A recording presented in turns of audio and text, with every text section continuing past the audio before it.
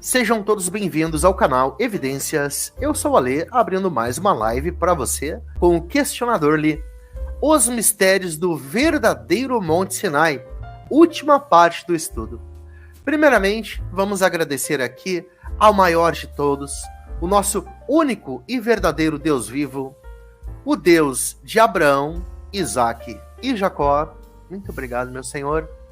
E também agradecer essa galera top que vem chegando aí. Hoje estamos recebendo aqui o questionador Li, o nosso irmão Li, né, que vem fazendo toda quarta-feira um estudo bíblico muito bacana. Eu tenho recebido muitos comentários positivos sobre essas lives, né, pessoal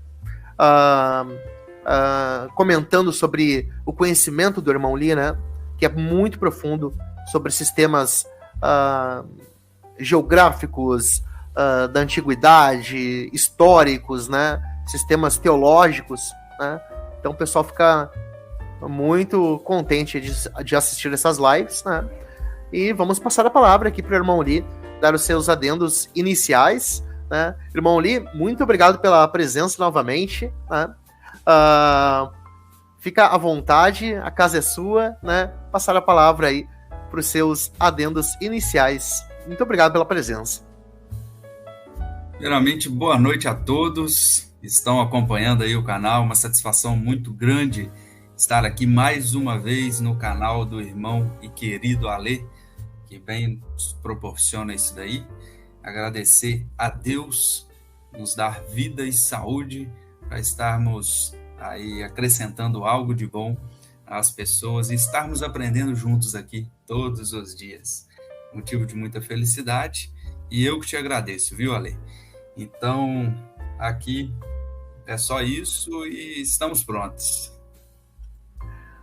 Amém, toda honra e glória ao Criador.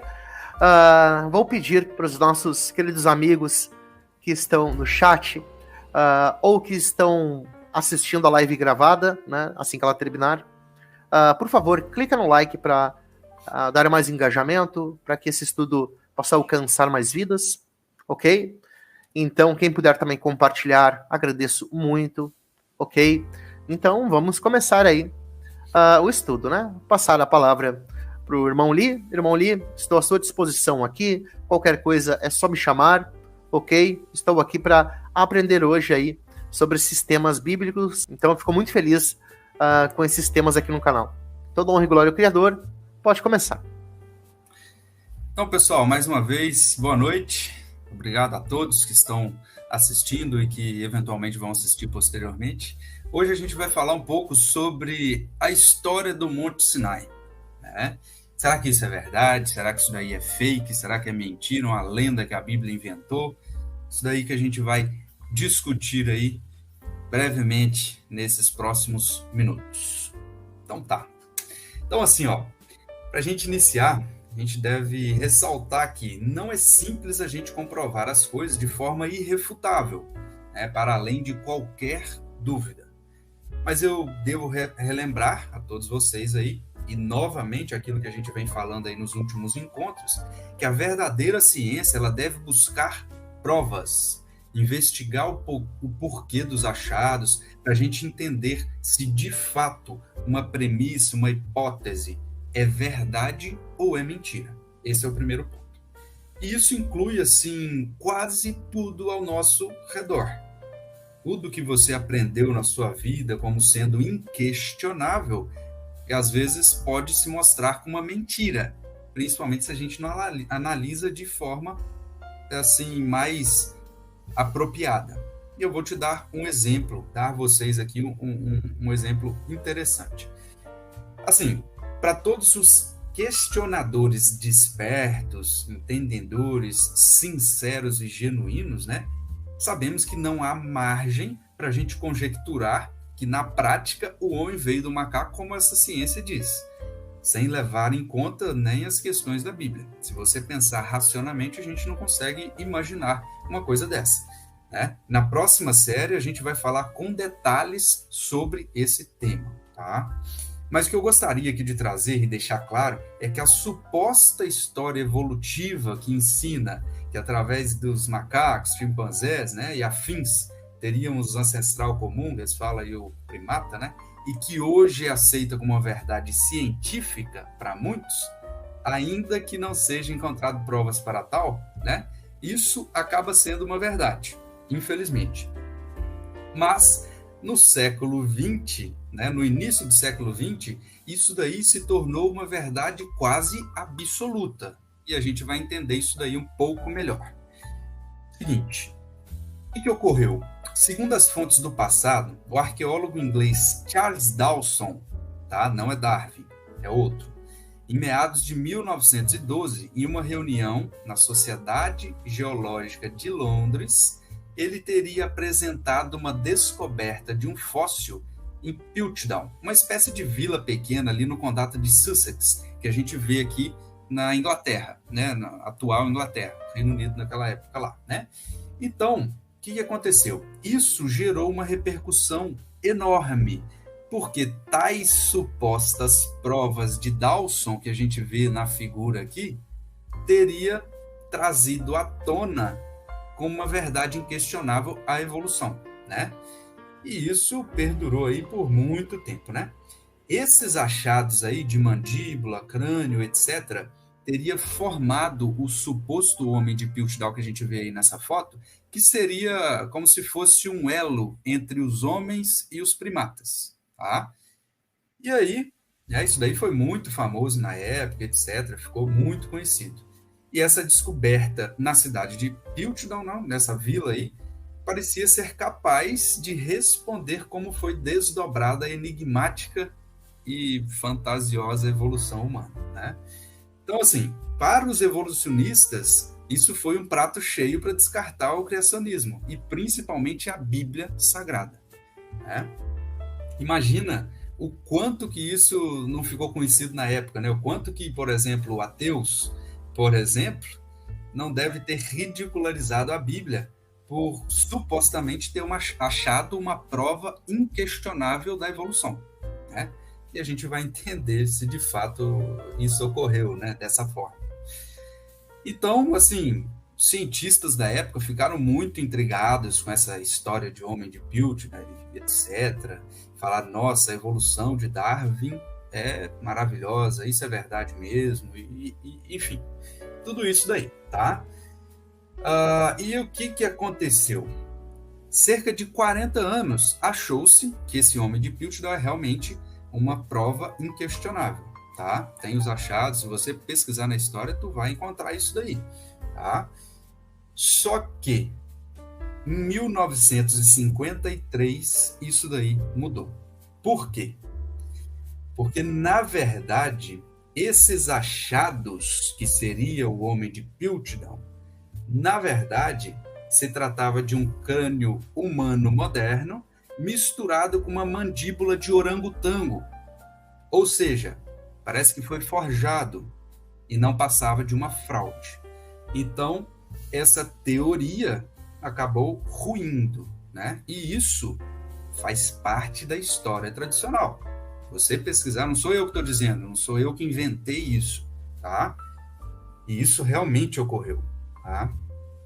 Então, assim, ó, lembrando que o responsável pela fraude nunca foi identificado exatamente, né? Há vários suspeitos, incluindo o próprio arqueólogo Dawson. Mas, como ele morreu em 1916, né, há quem diga que poderia ter envolvido outras pessoas, enfim, a gente não está aqui para acusar, nem falar quem foi X, Y ou Z. O que eu quero trazer aqui à tona é essa história intrincada aí que foi muito considerada, né, como verdade aí. E aí, o homem de Piltdown era uma verdade científica absoluta naquela época. E assim, a gente vê que não passou de uma fraude absurda, tudo isso daí, tá? E assim, ó, se houvesse, por exemplo, um criacionista que estava em dúvida nessa época sobre as verdades bíblicas a respeito de evolucionismo e etc., talvez ele teria sido influenciado a acreditar na ciência dos homens que estava em voga naquele momento, né? E a Bíblia ele acabou descartando. Ah, não, a ciência tem essa prova e acabou. É evolução, a Bíblia é uma lenda e etc. Então, assim, imagina o peso de todas essas características, esses fatos que ocorreram, né? E aí, talvez a maior questão que a gente levante aqui é o seguinte: como que uma verdade, uma suposta verdade científica, que é praticamente inquestionável, né? A gente não pode questionar essas coisas, transforma em um absurdo tão caricato, tão ridículo como esse. E assim, isso por mais de 40 anos. A gente está falando, isso daí foi divulgado, um artigo, em 10 dias foi visto que é errado. Não, 40 anos. Cerca de 40 anos foi tido como uma verdade, entendeu? Então, assim, por que a gente está falando isso? Porque se a própria ciência, com toda a sua pompa de metodologia quase perfeitas, não pode determinar verdades e, às vezes, por 40 anos se transforma em uma mentirosa falácia, né? E o que eu quero trazer aqui, ela possui susceptibilidade enorme de ter erros. Ponto. É isso que eu iria trazer para vocês, tá bom? Então, assim, entendido isso, cabe nós questionarmos outras coisas. Porque se um erro tão grosseiro como esse foi considerado uma verdade absoluta, né, por que a gente não pode questionar de forma sincera teorias como a relatividade de Einstein, Big Bang, heliocentrismo, né, a própria evolução de Darwin? Pois quando a gente toca nesse tipo de assunto, parece que estamos sendo hereges, né? E a fogueira atual, diferentemente da Idade Média, são os haters, a própria mídia, né, que acabam com quem eles quiserem em fração de minutos no mundo inteiro, né? Então, assim, é um assunto muito denso, a gente não vai entrar em detalhes nesse sentido no momento, né? Porque vai ter outros encontros para falar especificamente desse tema, mas o que eu quero trazer à tona é justamente essa questão de questionar sinceramente, porque muitas vezes a gente acha e aprende como uma verdade absoluta algo que na verdade não é, tá certo? E finalizando esse assunto do homem de Piltdown, muito provavelmente você não aprendeu sobre essa mentira científica, né, na escola, ou nas universidades, ou até em noticiários. Mas quase certamente você já deve ter escutado que a Bíblia é uma falácia, que as histórias da Bíblia são mentiras, né? Então, assim, por que isso? Porque o mundo, infelizmente, parece que tem uma intenção, uma parcialidade voluntária de ser contrário à Bíblia. Por isso que a gente tem que ter bastante cautela antes de analisar todas as informações. Tá certo? Terrível isso, né? Pois é. Infelizmente, né, Ale? É o que acontece. Eles também nunca encontraram os fósseis certinhos, assim, né? Da suposta evolução. Chamam, acho que é fósseis transitais, eu acho. Transitais, os transicionais, eles nunca encontraram. Tem o elo perdido que eles falam que encontraram, mas isso daí, quando a gente vai a fundo, é uma faca de 2 gumes para eles. Mas isso daí não é muito divulgado, vai ter outros temas, outros encontros para a gente falar sobre isso com mais detalhes. É verdade. E falar uma coisa que, de repente, né, a galera nunca ouviu isso, né? Que eu vou falar aqui, né? Por causa dessa ciência aí, diabólica, que nega o Criador, né, nega a Deus como o Criador do homem, Criador da vida, e diz que nós viemos de um macaco e evoluímos, por causa dessa ciência que aconteceu uma das maiores tragédias da história da humanidade, onde um ser humano escraviza o outro.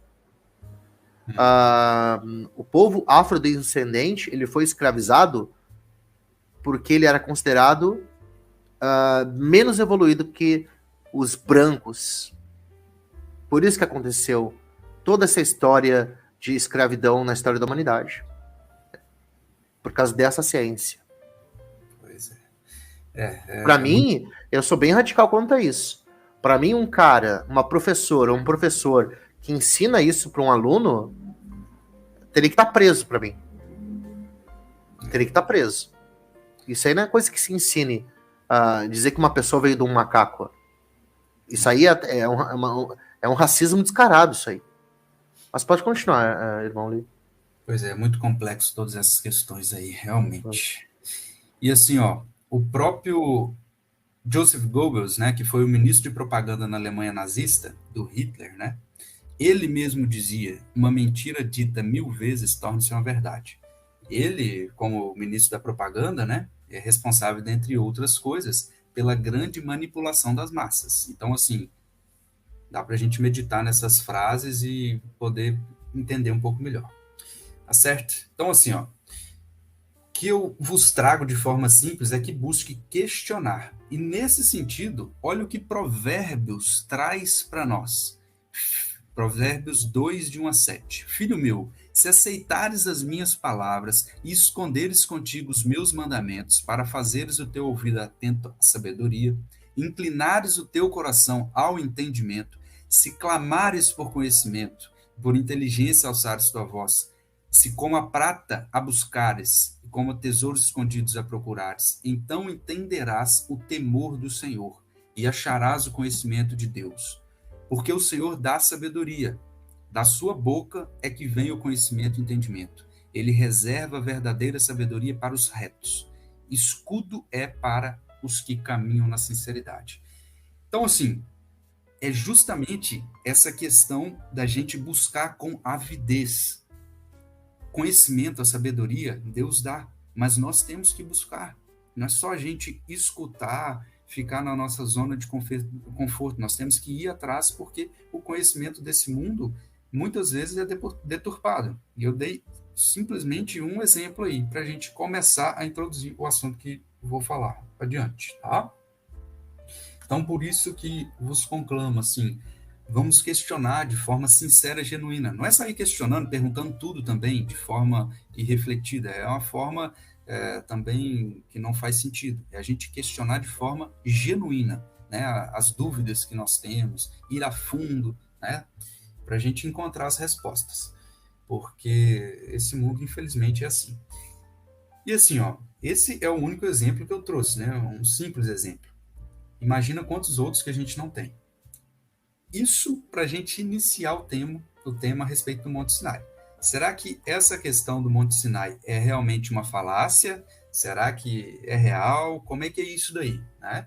Será que os 10 mandamentos que Deus deu para a humanidade, né, questão de Moisés, Monte Sinai ali, o povo israelita, toda aquela história descrita em Êxodo, será que isso é verdade? Faz parte da sabedoria, do questionamento verdadeiro e genuíno. É isso que a gente tem que ir atrás, tá certo?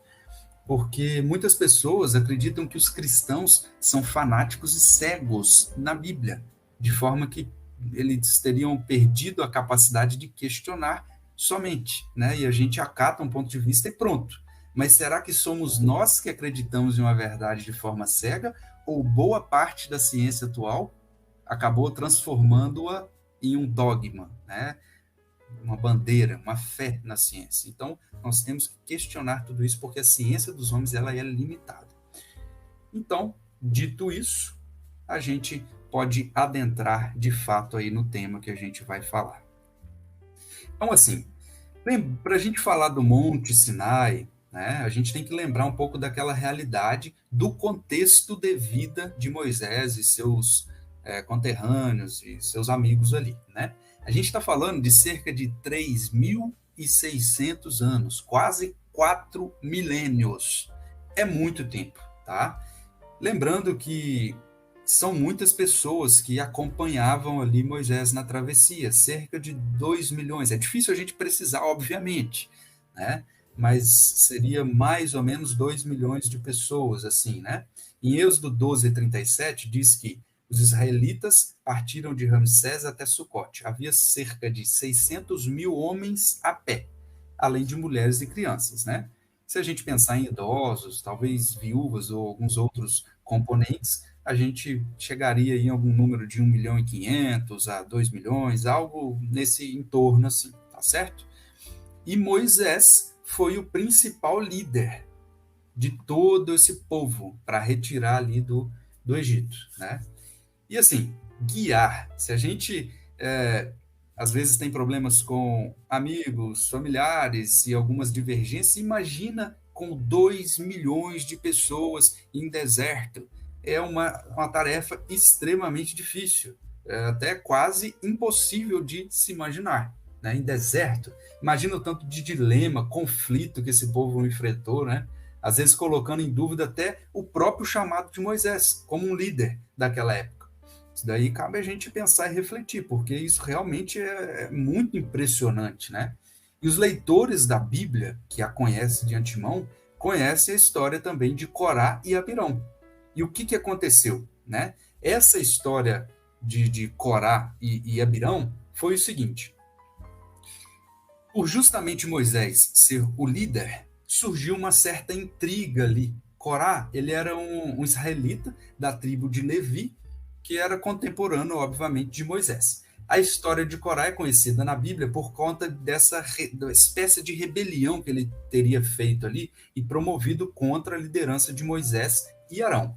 Em Números 16, 2 a 3, fala o seguinte: e levantaram-se perante Moisés com 250 homens dos filhos de Israel, príncipes da congregação, chamados assembleia, homens de posição, né? Não era qualquer pessoa.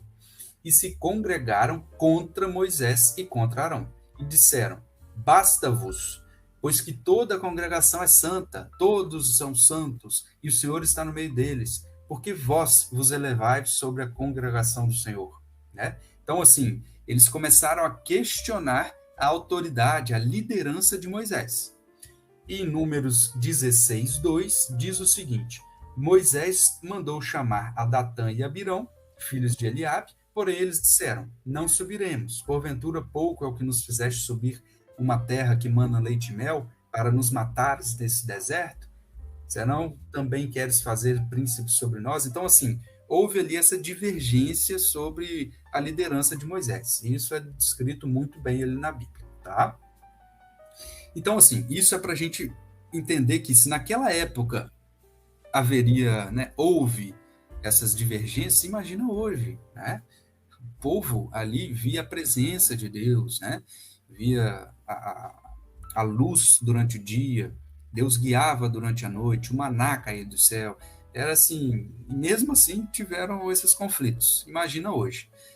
Em Números 16, 28, diz que ocorreu o seguinte, tá? Então disse Moisés: nisto conhecereis que o Senhor me enviou a fazer todos estes feitos, que de meu coração não procedem. Se estes morrerem como morrem todos os homens, e se forem visitados como são visitados todos os homens, então o Senhor não me enviou. Mas se o Senhor criar alguma coisa nova, e a terra abrir a sua boca, e os tragar com tudo que é seu, e vivos descerem ao abismo, então conhecereis que estes homens irritaram ao Senhor. E aconteceu que, acabando ele de falar todas essas palavras, a terra que estava debaixo dele se fendeu, e a terra abriu a sua boca, né? E acabou eles descendo ali pelo abismo, e tudo isso daí a gente entende. Isso daí está em números bem detalhado, mostrando que esses homens que intentaram uma rebelião contra Moisés se deram muito mal, né? Então, assim, ó, por que eu estou dizendo isso? Se alguém levanta, às vezes, para dizer coisas ruins, fofocar, depreciar as pessoas de boa intenção, que são sinceras, ou às vezes tenta maldizê-las, né? A gente vê isso desde a antiguidade, mais marcadamente hoje, que é algo muito comum nas grandes mídias, né? A gente tem que ter muito cuidado, porque assim, isso pode estar desagradando a Deus, e as consequências podem ser bem assim, catastróficas. Então a gente tem que ter bastante cautela e avaliar o conteúdo e tudo que as pessoas dizem antes da gente julgar, tá? E aconteceu que Corá, então, antes de Moisés acabar de falar, eles foram engolidos abismo adentro. E morreram eles com familiares, etc. Isso não sou eu que estou falando, isso daí está na Bíblia, tá? Quem lê a Bíblia consegue entender isso daí de forma bem clara, tá certo? Então, antes da gente vilipendiar alguém e os sinceros, a gente tem que ter uma direção de Deus, pedir orientação para que a gente não esteja caindo em conversas indiretas e afins, tá certo? Porque era muito difícil, inevitavelmente teria problemas, mas a gente que tem que persistir junto a Deus para que Deus nos dê a saída, independente da situação, seja no deserto, seja na bonança, tá certo? E finaliza essa parte falando sobre Tiago 3, 5 a 6, que diz o seguinte: assim também a língua é um pequeno membro e gloria-se de grandes coisas. Vede quão grande bosque um pequeno fogo incendeia. A língua também é fogo, mundo de iniquidade. Assim a língua está posta entre os nossos membros e contamina todo o corpo, inflama o curso da natureza e é inflamada pelo inferno. Então a gente tem que ter muita sabedoria, conhecimento, para que a gente evite tais atitudes, tá? Irmão Lee, Pode falar. só responder aqui uma pergunta do Zezinho Barros. Ele colocou assim: vamos questionar também o motivo do porquê o Messias diz que a lei não foi abolida e, ao mesmo tempo, o cristianismo dizendo que o Messias aboliu a lei. O cristianismo não fala isso, viu, Zezinho? Tá? Quem fala isso são pessoas que não sabem interpretar bem a Bíblia, tá? Então, se você for ver o cristianismo lá do início da igreja, né? É só você ler Atos dos Apóstolos, né? Você vai ver que todos os apóstolos da igreja primitiva seguia as leis certinho. Tá bom, meu querido? Exatamente. Pode continuar, irmão Lee. Jesus não veio para mudar um tio, né? Então a gente tem que analisar de forma bastante cautela.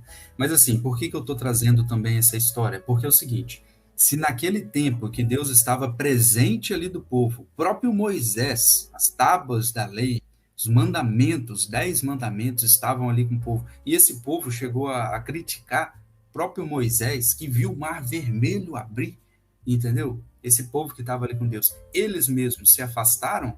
Imagina hoje, que tem muitas verdades entremeadas com mentiras. A gente tem que ter muita cautela, sangue frio e pedir a direção de Deus para que a gente não caia em conversas que possam estar, né? Porque hoje o problema não é a falta de informação, mas são as informações distorcidas, tá? Verdades entremeadas com mentiras. Esse é o problema. Então vale essa reflexão para a gente todos os dias nos questionarmos. Será que a gente está mais do lado de Moisés, das verdades, ou será que a gente está do lado de Corá? Então a gente tem que ter bastante cuidado com tudo isso daí, tá certo? Então, e para a gente entender melhor ainda esse contexto de Moisés, do Egito, né, como está descrito ali na Bíblia, a gente tem que lembrar da história de José do Egito, seus irmãos, quando eles mudaram para lá, né, para o Egito, por conta da seca que teve em Israel, na Canaã, o povo de Israel começou a se proliferar absurdamente, multiplicou muito, muito, muito no Egito, e o faraó, vendo esse povo israelita multiplicando, poderia ser, assim, algo contrário a ele, e ele não gostou. E aí ele quis limitar o nascimento dos meninos. É aí que entra em cena Moisés, né? Então, em Êxodo 1:22 diz: então o faraó deu a seguinte ordem a todo o seu povo: lancem no rio Nilo todos os meninos hebreus recém-nascidos, mas deixe as meninas viver. Ou seja, ele queria matar mesmo essas crianças para que não houvesse outras rebeliões contra o faraó, porque o povo estava se multiplicando muito, tá? Então, a mãe de Moisés fez uma espécie ali de cesto, né? E colocou ele no rio Nilo, tá? Então, quando em Êxodo 2, 3 a 6, diz o seguinte: quando não conseguia mais escondê-lo, pegou um cesto feito de juncos e papiro e revestiu de betume e piche, acomodou o bebê no cesto e o colocou entre os juncos, à margem do rio Nilo. A irmã do bebê ficou, porém, à distância, observando, para ver o que aconteceria. Pouco tempo depois, a filha do faraó desceu ao Nilo para tomar o banho e as suas servas foram caminhar ali na margem do rio. Quando a princesa viu esse cesto entre os juncos, mandou a serva buscá-lo. Ao abrir o cesto, a princesa viu o bebê. O menino chorava e ela sentiu pena dele. E aí ela pensou que deveria ser um dos meninos hebreus e acabou adotando, né, o Moisés. Essa é a história de Moisés que é descrita na Bíblia, tá certo? Que é justamente essa passagem aí que a gente viu. Então, em Êxodo 2,15, ainda diz que, né? Então, assim foi Moisés. Moisés acabou crescendo ali no Egito, tá? E ele sabia que a ascendência dele era dos israelitas. E ele não gostava muito dos embates, das coisas ruins que os egípcios faziam com os israelitas. Quando ele viu um egípcio maltratando o israelita, que era o seu povo, ele acabou ferindo e matando o egípcio. E o faraó não gostou disso. Por isso, Moisés teve que fugir. Ele fugiu para onde? Para a terra de Midian, que diz aqui nesse texto. Em Êxodo 2, 15 e 16, fala o seguinte: ouvindo, pois, faraó este caso, procurou matar a Moisés. Mas Moisés fugiu de diante da face de faraó e habitou na terra de Midian, e assentou-se junto a um poço. E o sacerdote de Midian tinha 7 filhas, as quais vieram tirar água e encher os seus bebedouros, para dar de beber ao rebanho de seu pai. E a gente vai lendo ali na Bíblia e entende que ele era Jetro, né? E ele casou com uma das filhas desse homem ali dessa terra de Midian. E a gente consegue ver tudo isso daí na Bíblia, tá certo? Onde que fica essa terra? Então, ele saiu do Egito, né, que todo mundo sabe que fica aqui nas margens do rio Nilo, tá? E veio para essa terra aqui, Midian, tá? Lembrando, aqui seria a península do Sinai e aqui seria a atual Arábia Saudita. Então, para cá que Moisés saiu daqui e veio para cá, certo? Então, foi isso que a história da Bíblia nos conta, tá? Lembrando, Moisés ficou até 40 anos no Egito, em Midian ficou também mais 40 anos e mais 40 anos no deserto. Então, ao todo, foram 120 anos. Tá? Aí aqui, em Êxodo 3:1, diz que apacentava Moisés o rebanho de Jetro, seu sogro, sacerdote Midian, e levou o rebanho atrás do deserto e chegou ao monte de Deus, a Horebe, que também é conhecido como Monte Sinai. Tá? Vocês vão entender por que eu estou falando tudo isso. E Êxodo 3:12 diz: quando houveres tirado este povo do Egito, servireis a Deus neste monte. Ou seja, já estava profetizando que em algum tempo futuro eles iriam servir a Deus neste monte Horebe, que é o verdadeiro Monte Sinai. Tá bom? Como é que tá o chat aí, irmão Ale? Tudo bem? Tudo tá, pessoal interagindo aí, conversando sobre o tema. Muito legal mesmo. Né? Tá. É isso aí, pessoal. Prestem atenção, né, no que o irmão Lee tá falando. Ok? Tamo junto, pessoal. Deus abençoe. Pode continuar, irmão Lee. Então tá certo. Então assim, pra gente entender tudo isso daí, Moisés, então, pelo povo ter ficado sofrendo tanto tempo ali nas garras dos egípcios, né? Tomando chibatada, muitos morrendo, às vezes por falta de alimentação, sofrendo com altos impostos, enfim, várias coisas ruins, o povo acabou clamando a Deus para que houvesse um libertador para tirarem do Egito. Essa é a história tradicional, tá certo? E aí Moisés sai de Midian e volta de novo para o Egito para tirar o povo. E aí tem a famosa história das 10 pragas, em que o povo vai conversando com Faraó e Faraó não vai deixando o povo sair até que a morte do primogênito, que é a última praga, acaba fazendo o Faraó, por raiva, liberar o povo. Mas a gente sabe que depois ele vai seguir perseguindo o povo de Israel aí, né? Mas essa daí é a história. Então a gente começa a entender que o povo saiu dessa região aí do Egito e foi para a outra região. Então, em Êxodo 13:17 fala o seguinte: e aconteceu que, quando o Faraó deixou ir o povo, Deus não os levou pelo caminho da terra dos filisteus, que estava mais perto, porque Deus disse: para que porventura o povo não se arrependa vendo a guerra, ou seja, guerra com os filisteus, e retornem ao Egito. Mas Deus fez rodear o povo pelo caminho do deserto, perto do Mar Vermelho, e subiram os filhos de Israel da terra do Egito armados. Então, o que isso está dizendo? O povo de Israel, ele saiu aqui do Egito e não passou pelo norte aqui, ó. Tá dando para ver esse cursor aqui, ô irmão? Do Sim, mouse? sim. Tá? Aham, pô, claro. Nessa região aqui de cima aqui, ficava os filisteus. Então, se o povo fosse por aqui e tivesse que fazer alguma guerra com os filisteus, talvez eles retornariam para o Egito. É isso que esse versículo falou, tá? Então, ao invés do povo passar aqui por cima, eles vieram por baixo, perto do Mar Vermelho, assim como diz a Bíblia. Isso daqui não sou eu que estou dizendo. Ó, então, para que porventura o povo não se arrependa vendo a guerra, se torna ao Egito. Mas foi rodear o povo o caminho do deserto pelo Mar Vermelho, tá certo? Então é isso daí que está dizendo essa parte, tá bom?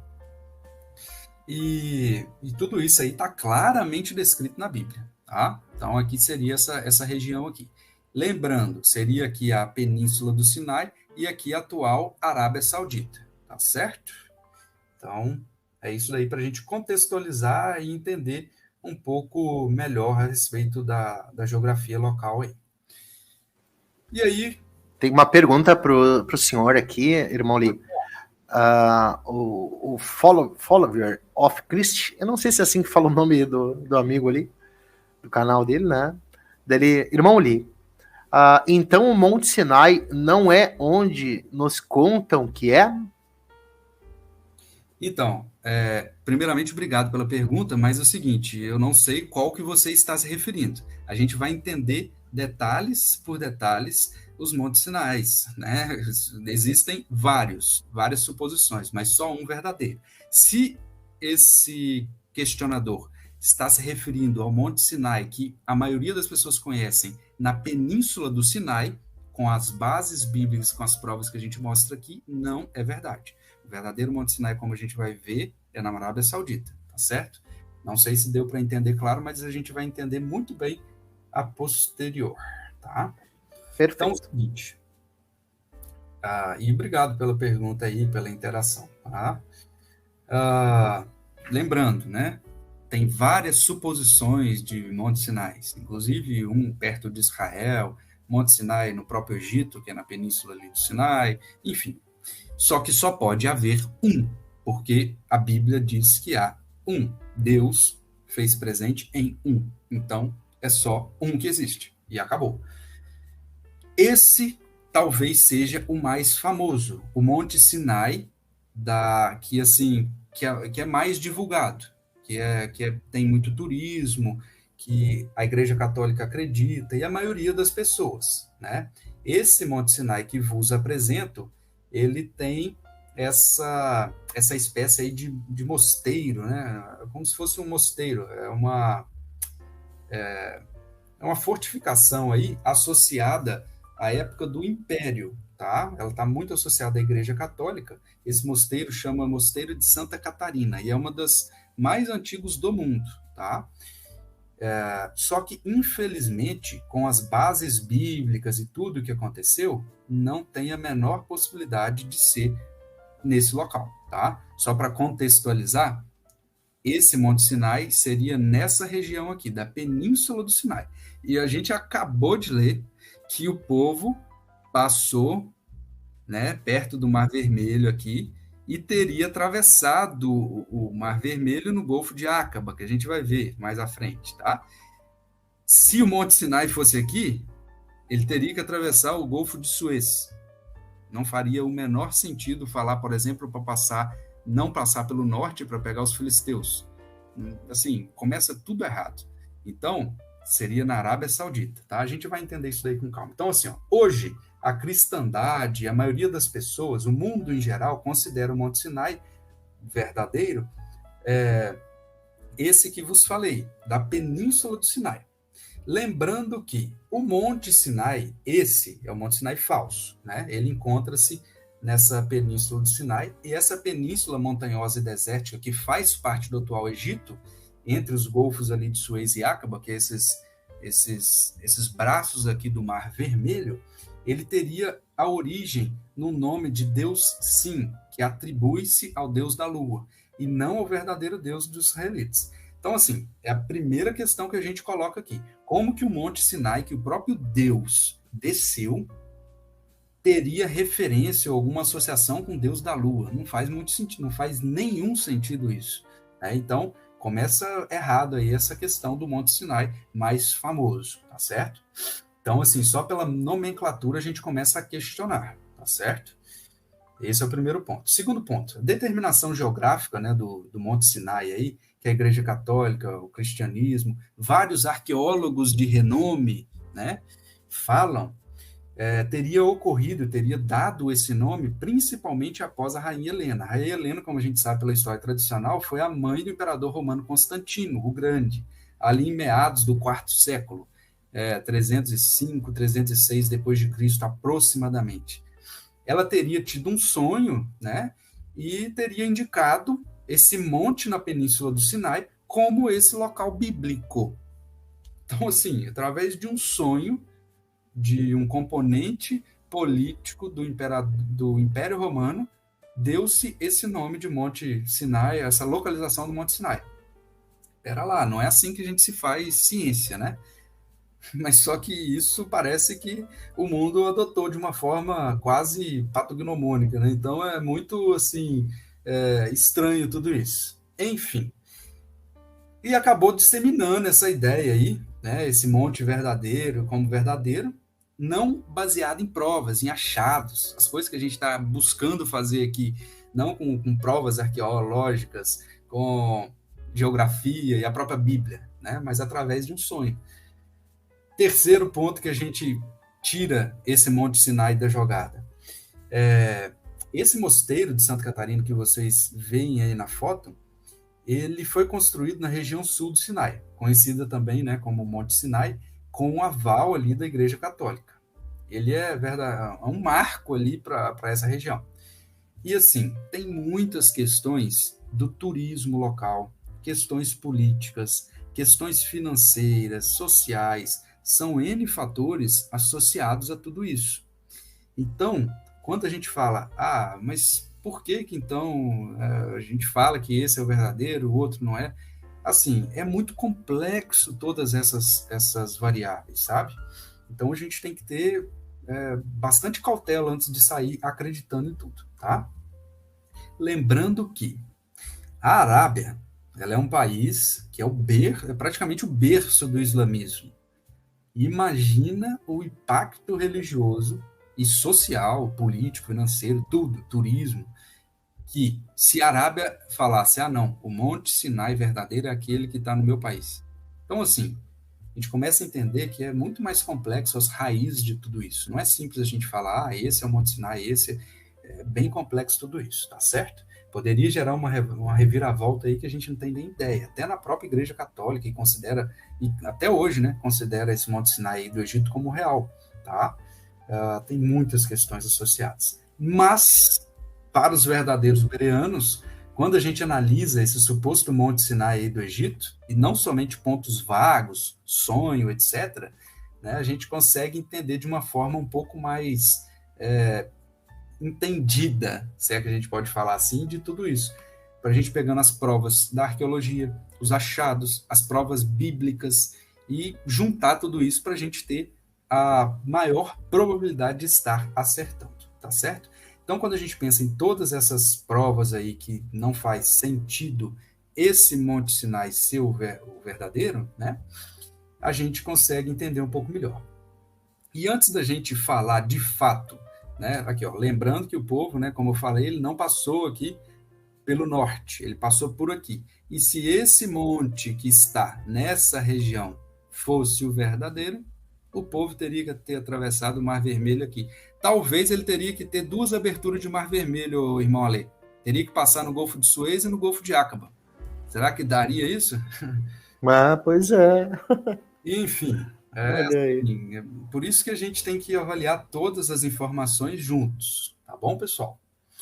Então, assim, ó, por que ele é tão conhecido e divulgado como verdade? Esse Monte Sinai do Egito, né?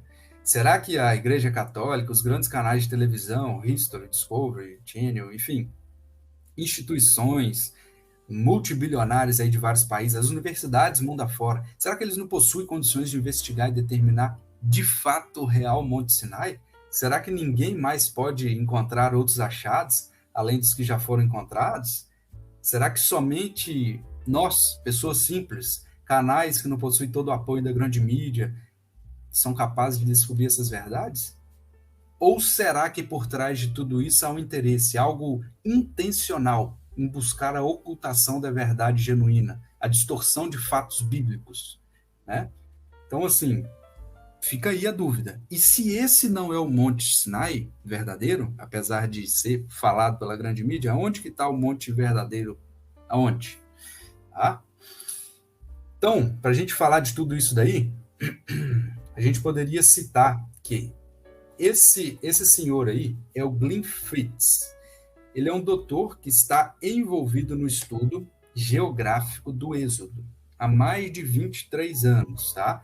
Ele possui doutorado pela Universidade de Texas, tá, em geografia ambiental. E ele mesmo afirma que não há outro local melhor para descrever a travessia do povo no Mar Vermelho do que a praia de Nueba, que está justamente nesse golfo de Aqaba aqui, ó, como a gente vê aqui nessa figura, que é a praia de Nueba, que a gente viu anteriormente.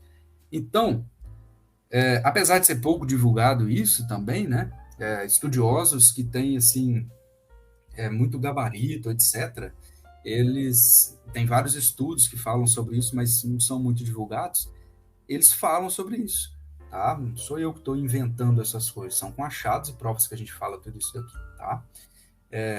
Só que, infelizmente, a tradição, às vezes, fala até mais alto do que tudo isso, para alguns pontos.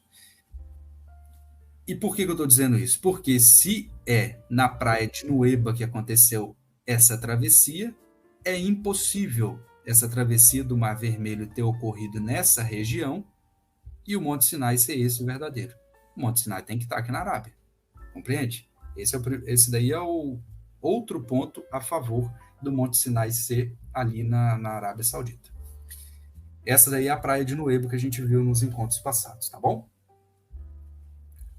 Essa praia de Nueba aí, falei anteriormente, a gente encontrou várias provas ali. Tinha um antigo forte egípcio com 3 andares, podendo manter ali vários soldados egípcios, né, como se fosse uma forma de fortificação. Na Bíblia descreve como Migdol, né?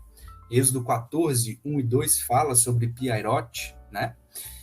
Só que isso daí não é muito divulgado, infelizmente, né? E além de todos esses achados, falei a respeito dos cascos de cavalo que foi encontrado nessa praia, tá? Essa praia está justamente nessa região, nenhuma outra teve tais achados, tá bom? Achados de ossos que foram feitos, testes laboratórios, no leito desse mar, tá? Nessa região, somente aqui, tá bom? Somente. Então, assim, são vários achados que falam a favor dali ser o local do real, a travessia do Mar Vermelho, ainda que tenha muitos que falam que não é, tá? Então, assim, os verdadeiros bereanos têm que ir atrás de tudo isso, porque se a gente não está bem embasado com os argumentos, tanto pró quanto contra, para a gente saber quais são as argumentações, a gente acaba sendo enganando por ventos de doutrina. Em Apocalipse 12, 9, fala o seguinte: o grande dragão foi lançado fora. Ela é a antiga serpente, chamada Diabo ou Satanás, que engana o mundo todo. Ele e os seus anjos foram lançados à terra. Então, assim, a gente tem que ser bereano e estudar afinco todas essas verdades aí. Não acredita também tudo em que eu estou falando. Vá a fundo, vê se o que eu estou falando faz sentido, né? A gente tem que ter ali um entendimento ativo. Correto, pessoal? Então, eu vos apresento o verdadeiro Monte Sinai. O verdadeiro Monte Sinai é esse daí, chamado Jebel Musa, que seria a montanha de Moisés. E aqui a gente pode ver que o cume dele é enegrecido. Isso daqui não é erro da foto, não. Tá conseguindo ver na imagem aí, ô irmão Ale? Perfeito, irmão Ale. Perfeito. Dá para ver, né? Incrível, nossa. Então, assim, esse é de fato o verdadeiro Monte Sinai, tá? Ou se esse não é, não existe outro, porque todas as provas falam a favor desse. Ainda que a maioria dos arqueólogos, historiadores e etc. fala que não é possível, mas a Bíblia e todos os achados falam a favor dele, tá bom? Então, assim, ó, pela imagem a gente consegue ver isso daí, claramente. Por que uma montanha seria preta aí no meio do deserto? Nenhuma outra é dessa forma. Os estudiosos não conseguem explicar isso. Eles acham que é rochas ígneas ou magmáticas, acham que é vulcão, mas não tem base para ser isso. Não tem explicação, entende? Então, assim, é algo realmente muito intrigante. A gente está vendo aí verdadeiro Monte Sinai, tá? Em Êxodo 19:2 diz o seguinte: e entraram no deserto de Sinai, onde se acamparam. Israel, pois, ali se acampou em frente ao monte, né? O Monte Horebe, que é sinônimo de Monte Sinai na Bíblia. E Êxodo 19:18 diz: todo o Monte Sinai ficou coberto de densa fumaça, pois Yahvé, o Senhor, havia descido sobre ele em chamas de fogo. O monte fumegava fortemente, como se fosse uma enorme fornalha viva. Toda a montanha tremia violentamente. Eu leio esse trecho, eu chego a arrepiar. Nossa, é forte demais. E a gente olhando lá a montanha toda queimada, nossa. Não. Caramba. Quando a gente lê esse texto aí de Êxodo, a gente imagina a santa presença de Deus, né? Imagina, assim, eu chego quase a emocionar de imaginar que esse é o verdadeiro monte que o próprio Deus esteve. Cara, isso é realmente, assim, meu amigo, a gente ter o privilégio de ver isso é algo, né? Então, assim, eu fico muito feliz de passar isso para as pessoas. Também fico realmente muito feliz. Então, vamos falar mais sobre esse, porque a gente não está aqui só falando o que eu acho que é. Quero mostrar provas. Em Êxodo 19:20, fala que o Senhor desceu ao topo do Monte Sinai, que é esse daí que vocês veem, e chamou Moisés para o alto do monte. Tá? Então, para a gente entender melhor isso, por que a gente está falando disso, vou começar a falar de algumas provas. Apesar de ter sido aí, ficado um pouco esquecido ao longo do tempo, né, divulgado ao longo das épocas, esse Monte Sinai aí, nas últimas décadas, alguns amadores, arqueólogos, historiadores amadores, pesquisadores aí, acabaram encontrando ele novamente e como se ele tivesse sido redescoberto, porque ele ficou por muito tempo oculto e às vezes escondido intencionalmente, como a gente vai ver mais à frente aí. Tá? Mas as gerações ali, os conterrâneos dessa região, sabem de antemão que essa é a montanha. Eles conhecem essa montanha como Jebel al-Jabal, que fala que é a montanha de Moisés. Só que aí entra em cena esse rapaz, que é um senhor hoje, né? Na época da Segunda Guerra Mundial, que durou ali de 39 a 45, a Arábia Saudita, ela cessou ali a diplomacia com a Alemanha nazista, em 1939, acho que em setembro, e com o Japão em meados ali de 41. Embora dissesse que era oficialmente neutra, né, ela acabou que não foi neutra, porque ela esteve ao lado dos aliados, que foi a União Soviética, Estados Unidos, França e Inglaterra. Os sauditas forneceram, inclusive, ajuda para os aliados, com grandes quantidades de petróleo. E aí, em 1943, há relações diplomáticas de fato. E esse da foto é o tenente Clyde Morgan, que foi um piloto americano que conheceu, inclusive, o rei da Arábia Saudita naquela época. Ele aí, com seu avião aí, ele dirigiu esse avião e ele chegou a sobrevoar ali naquela região, tá?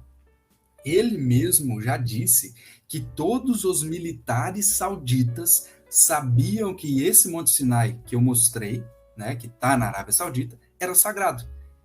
E era como se eles proibissem o pessoal de voar, sobrevoar, e naquela época, obviamente, não tinha internet, né, nem fotos assim para a gente divulgar esse conteúdo como a gente tem hoje, como está acontecendo nesse exato momento, né? E acaba que ficava algo meio obscuro, poucas pessoas conheciam, correto? E aí, Bob Curnock, que é uma espécie de pesquisador amador aí, ele entrevistou esse piloto, Clyde Morgan, que está nessa figura aí. Ele era o tenente, né, que sobrevoou essa região. Irmão Ale, tu tem a ideia do que ele disse a respeito de tudo isso aí? Não, primeira vez que estou vendo essa história. Não tenho a mínima ideia. Pois é. E o próprio, primeiro, ele disse que isso daí tem, né, basta procurar, por isso estou falando. Bereano, isso daqui não sou eu que estou inventando, eu jamais poderia inventar algo disso. Tem informações na internet, pode ser difícil de procurar, mas tem, tá? Ele mesmo disse em entrevista que os militares sauditas sabiam que esse Monte Sinai era verdadeiro e que ele também viu que a montanha lá por cima era enegrecida, diferente de toda e qualquer outra que ele já tinha visto, né? Nossa. E assim, ele chega a falar que, poxa vida, ele teve quase o privilégio de, depois de tanto tempo, né, descobrir algo disso e acabar falando para as outras pessoas, ainda que de forma restrita. Mas aí fica a questão, por que que os militares sauditas, que, como eu falei, a Arábia Saudita faz parte do islamismo, eles mesmos sabiam que era um monte sagrado, né? Que, por que que tinham que deixar isso meio que às escondidas? Por que isso? Por quê? Não faz muito sentido, né? Então. E assim, Qual a isso região que fica o verdadeiro Monte Sinai, então? Só pra. eu vou mostrar no mapa mais à frente, mas é na Arábia Ah, tá Saudita, bom. tá? Arábia Saudita, tá. E assim, ó, o que que mostra pra gente tudo isso?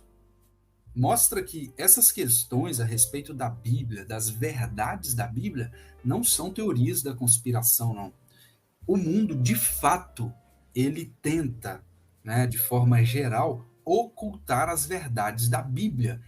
Porque, igual eu falei anteriormente, imagina como que seria para um país islâmico entender que Moisés, né, lembra que eles têm os conflitos com os judeus, né, os cristãos, enfim. Imagina o que não aconteceria das questões políticas, financeiras, turismo, tudo, falar que o Monte Sinai, o Deus da Bíblia, esteve nessa região e que aquele é o verdadeiro Monte Sinai que é descrito. O que que poderia acontecer? Então é muito mais fácil eles ocultar. Sim. Por quê? 1 João 5,19 diz: o mundo inteiro jaz no maligno. É aquilo. O mundo tenta enganar as pessoas, tá? Infelizmente. Mas nós, como somos e tentamos ser bereanos a cada dia, nós temos que investigar a fundo, não somente as escrituras sagradas, mas os conhecimentos que há nesse mundo. Porque a Bíblia, por si só, ela se prova, tá? E essa revelação, essas verdades, é algo realmente incrível, tá? Então, como a gente viu, isso daí é as fotos um pouco mais aproximadas do verdadeiro Monte Sinai.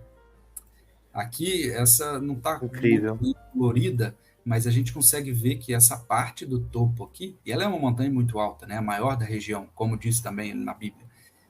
É um monte muito alto e é enegrecido por cima. É algo realmente impressionante, impressionante. Olha só essa foto aqui, ó. As pedras lá em cima Olha. Tudo são... foram carbonizadas. Pois é. E sabe o que é o mais interessante de tudo isso? Que mesmo tendo essa formação geológica completamente dispar de todas as outras, é difícil um especialista no assunto vir aqui e tentar explicar. E aqui, não, por que aconteceu isso? Será que não tem a possibilidade de ser o Monte Sinai verdadeiro que a Bíblia relata? Não, isso não acontece, infelizmente. Por quê? Eu questiono por quê. Entendeu? É porque a gente já disse, o mundo, infelizmente, jaz no maligno e tenta ocultar as verdades da Bíblia. Só que essas imagens, que são, inclusive, raras assim, a gente consegue ver aí, olha só que maravilha. A gente pensar Incrível. que o próprio Deus esteve aí é uma coisa realmente assim absurda. Uma vez, se eu não me engano, foi o irmão, eu não sei, acho que foi o irmão Flávio. Se ele estiver no chat, ele pode me corrigir. Mas que cientistas pegaram amostras das rochas e realmente elas foram queimadas. Pois é. Mostra que elas realmente foram, de alguma forma, foram a grandes temperaturas. Dá para falar direitinho se foi, né, o que foi, como que aconteceu. Aí eles tentam especular, fala que é vulcão, pode inventar tudo, menos considerar a Bíblia. É impressionante. Fala que até meteoro, né, caiu do céu, enfim. É absurdo. Olha só que imagem impressionante. Assim, eu fico realmente muito... Assim, se a gente não falasse de nenhuma outra prova, só essas coisas que a gente está vendo, fala assim, peraí, o outro Monte Sinai lá que a gente viu, que a grande sociedade fala que é a verdade, incluindo religiões, né, não faz o menor sentido de acordo com a Bíblia, porque a Bíblia fala que foi, né, que Deus desceu, tremeu o monte e ele ficou fumegando. Esse parece ser muito mais plausível do que aquele lá. Mas, infelizmente, esse mundo é isso aí. Então, ó, lembrando aqui, eu acho que aqui fica um pouquinho melhor para entender, uma imagem um pouco mais distorcida aqui. Aqui seria o Mar Vermelho e os dois braços dele, tá? Rio Nilo aqui em cima, Egito, tá? E o povo teria saído do Egito e atravessado essa parte aqui. Lembrando novamente, a própria Bíblia diz que eles não passaram pelo norte. Se eles não passaram pelo norte, só pode ser essa região dos filisteus, como tem mapas antigos que dizem. Os filisteus não poderiam estar aqui para o povo atravessar o Mar Vermelho e vir para essa região que é o Monte Sinai falso, que a Igreja Católica, por exemplo, acredita, e todas as outras grandes religiões, a cristandade e as outras pessoas, né, de forma geral.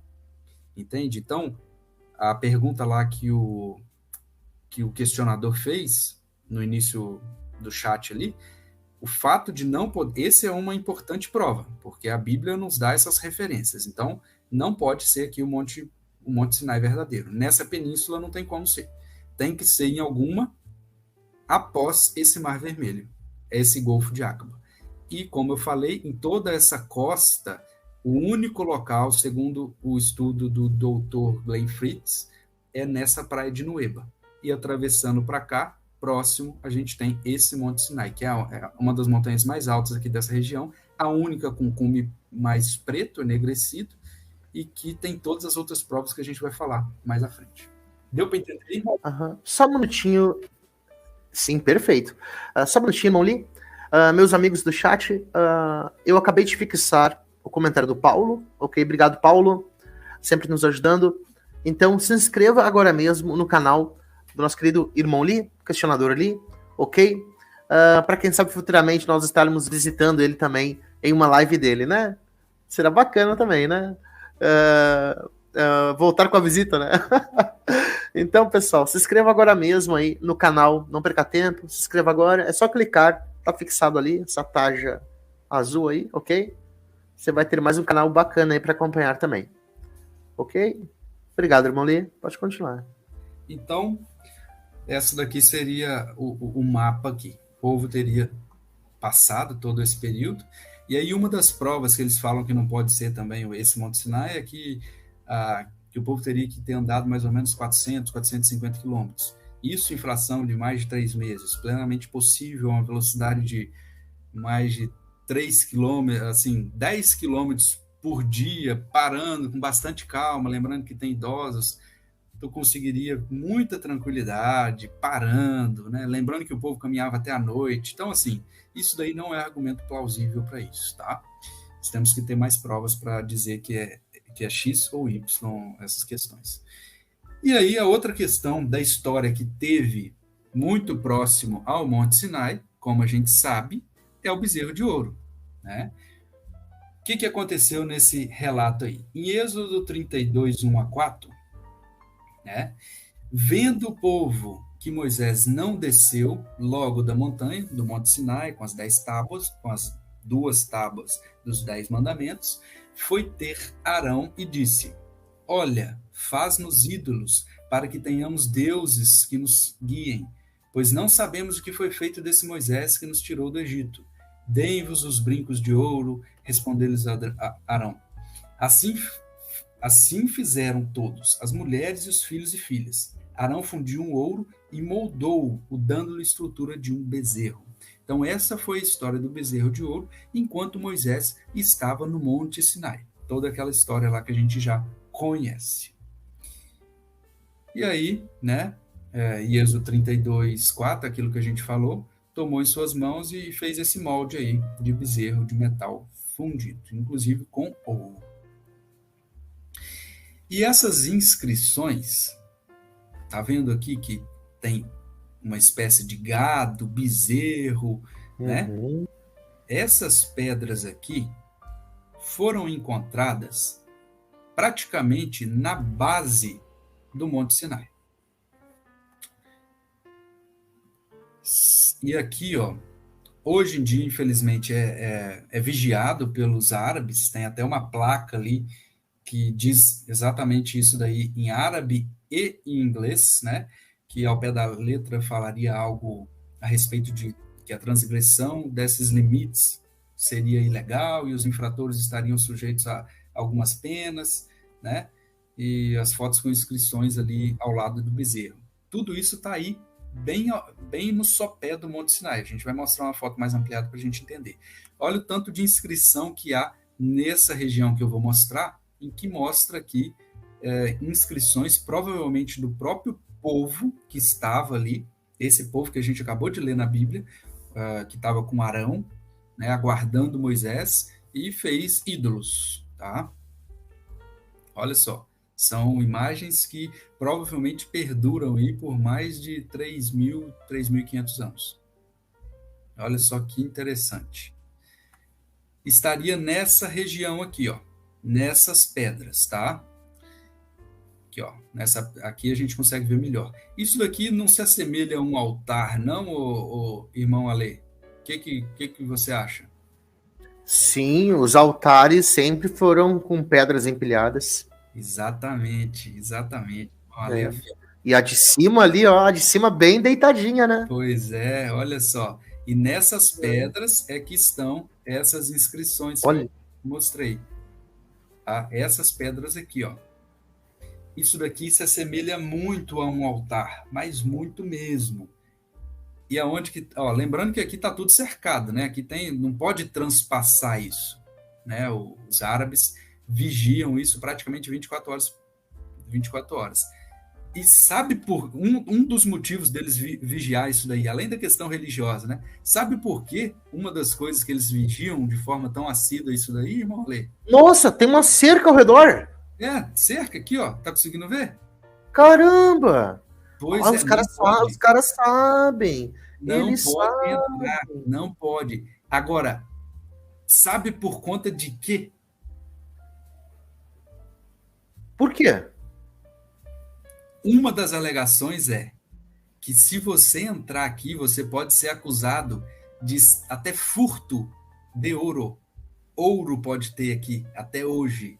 Então, essa é uma das alegações que você não pode entrar aqui. Acredita? Por causa das pertences, das homenagens, né, que eles faziam para Deus. Exatamente. Arão, aqui, ó. Olha só, vamos ler o que diz aqui na Bíblia. Ó. O qual, tomando em suas mãos, pôs em ouro e o molde fez dele um bezerro de fundir. Então, aqui tinha várias peças de ouro, né? E nessa região, muito provavelmente, foi feito tudo isso. E olha só, aqui está esse altar, aqui está. Não tem como negar isso aí. Olha, é perto. Olha só que bacana. Incrível. Caramba. E assim, ó, isso daqui, não, volto a dizer, não sou eu que estou inventando. Isso daqui está na internet para quem quiser. É uma distância de, não é a milhares de quilômetros, é a um clique de distância. Somente pesquisar que cada um consegue enxergar. Aqui estaria o Monte Sinai e aqui seria esse altar que bate completamente com todas as descrições bíblicas e que nenhum outro Monte Sinai teria. Incrível. Lembrando, irmão Ale, que a gente está falando não é de 10 anos, né? Vê que algumas esculturas, algumas obras aí, em 10 anos já começam a corroer, né? Questão de chuva ácida, enfim, várias coisas, poluição, enfim. Sim. As edificações antigas aí, patrimônios que são dobrados aí como patrimônio público, 100 anos, 200 anos, as estruturas já estão caindo. Tu imagina, não é 100 anos, não é 1000 anos, são 3.500 anos ter essa preservação, esse nível de preservação com pedras, inscrições. Pois é. Isso é realmente uma coisa, assim, questionável. Não tem como a gente falar, poxa vida, isso daqui está cercado, aqui nessa imagem a gente vê aqui, está cercado. Por quê? Porque as autoridades... Impressionante. E aí é aquilo, eles não acabam não divulgando porque tem várias outras questões. Se divulga isso num país islâmico, imagina a reviravolta que não pode ter, questões de turismo no Egito. Você acha que o Egito iria gostar? O Egito tem um monte de turista lá que vai no Monte Sinai. Então, eles não vão gostar nada disso. Então, assim, é muito complexo todas essas coisas. Lembrando, né? Estou fazendo de algo simples aqui e, assim, tem muito mais informação a respeito de tudo isso. Por isso, agora é com você, caro ouvinte, né? Pense, reflita, haja sinceramente, né? Porque dá para a gente simplesmente não nos questionarmos, encontrar essas verdades, ver que a Bíblia é um livro como se fosse qualquer outro, daí salta aos olhos as letras desse livro, entendeu? Quando eu leio essas questões do Monte Sinai, eu chego a arrepiar, eu fico realmente pasbacado, assim, porque é muito bonito tudo isso. E eu acho um privilégio, não somente eu passar para vocês tudo isso, porque eu adoro esse tipo de conhecimento, mas vocês que também estão tendo contato com esse tipo de conhecimento, esse conhecimento ele não é tão difundido, né? Você não vai ver em grandes mídias falando isso daí. Então, a gente tem que refletir a respeito de tudo isso, sabia? Então, assim, muito mais do que as religiões, assim, muito mais do que as minhas opiniões, do que opiniões de terceiros, as tradições, religiões, livros, cultos, Vedas, Alcorão, qualquer outra coisa que você pensar, imaginar, a gente vê que a Bíblia ela supera qualquer outro desse. Não tem nenhum outro livro que apresenta tantas provas, tantas coisas que a gente vem vendo aqui em uma pequena série limitada. Então, assim, imagina se todos estudarem a fundo juntos, quantas coisas a gente não vai descobrir juntas, né? Então, assim, é muito bacana tudo isso, tá certo? Confúcio dizia, né, o filósofo, quem reconhece a sua própria ignorância começa a ser sábio. Então, independente de onde você estiver, o que você acreditar, vamos questionar de forma genuína, tá certo? Lembrando que eu mesmo já fui ateu. Eu não estava, assim, eu estava disposto a encontrar verdade, seja se fosse no islamismo, se fosse no budismo, né? Eu cheguei a frequentar o budismo com alguns colegas meus, mas vi que ali não estava verdade, aqueles ensinos não eram igual à Bíblia. A Bíblia é algo completamente diferente de tudo que eu já vi, de tudo que a gente vê, né? E até hoje a gente vê essas coisas, tá?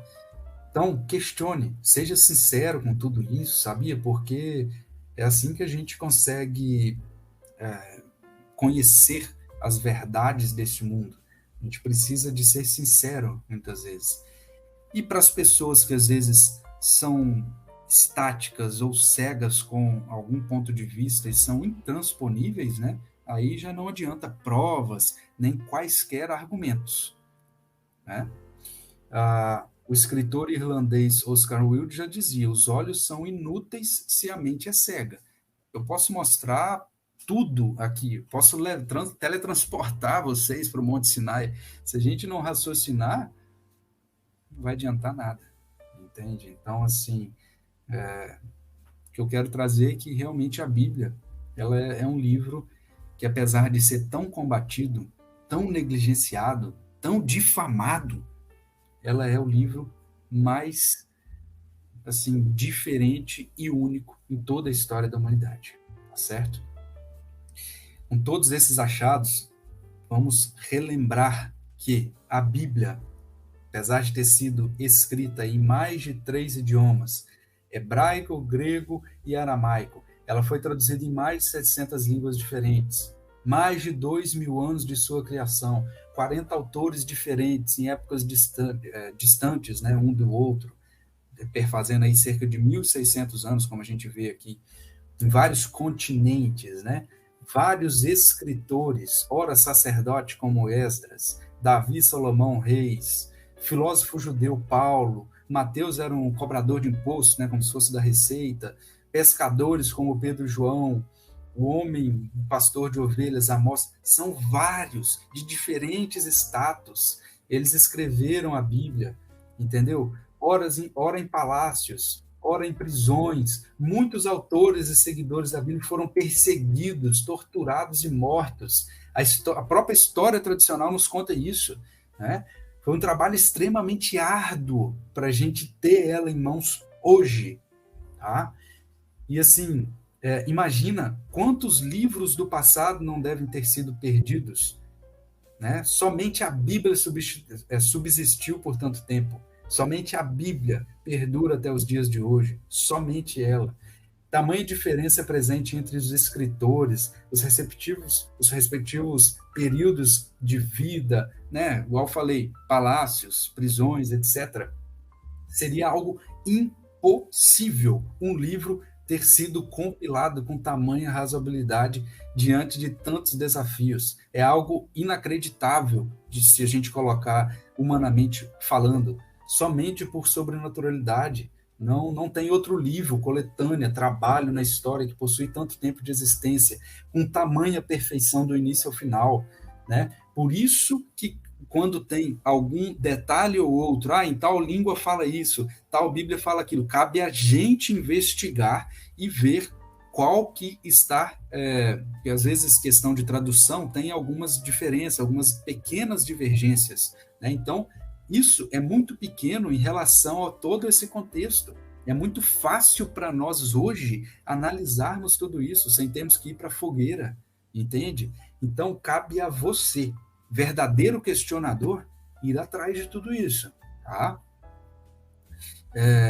Porque assim, esse político britânico Thomas Paine fala: argumentar com uma pessoa que renunciou ao uso da razão é como aplicar remédios a pessoas mortas. Então, meu amigo, vamos questionar de forma sincera, genuína. Tudo isso que eu vos falo não faz o menor sentido se não for algo por direção sobrenatural, sabe? É algo que realmente salta aos nossos olhos, né? Deus nos deu a racionalidade para a gente pensar. Eu poderia falar inúmeras outras coisas. Eu preciso relembrar a respeito dos papiros, que era um material extraído tal da planta egípcia lá, que geraram a espécie de papel rudimentar, né? E aí, os antigos escritores gravavam, escreviam essas informações no passado aí há mais de milênios, né? Ou os antigos pergaminhos, ora com pele de carneiro, ora com pele de ovelha. Imagina o trabalho que dava tudo isso. Imagina. Hoje a gente não tem nada disso. A gente vai ali na papelaria, compra uma folha A4 e compra um caderno, escreve no computador. Então, assim, toda a dificuldade de disseminação da escrita até chegar, né, hoje, a imprensa de Gutenberg, o processo de encadernação. Então, assim, são muitas coisas que aconteceram e somente por sobrenaturalidade. Não há outra explicação plausível.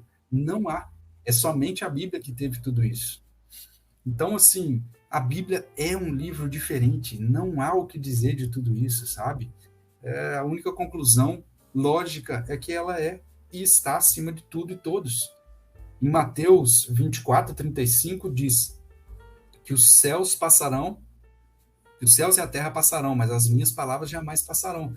Então, assim, é aquilo. Gálatas 1:9 diz: se alguém vos anunciar outro evangelho, além do que já recebeste, seja anátema. Ou seja, a Bíblia é a Bíblia e acabou. Qualquer outra visão, qualquer outro texto, livro, né, que venha, que seja diferente da Bíblia, não faz sentido. Então, é basicamente isso, sabe? Como é que tá o chat aí, irmão? Está tudo ok. A live começou com pouca gente, né?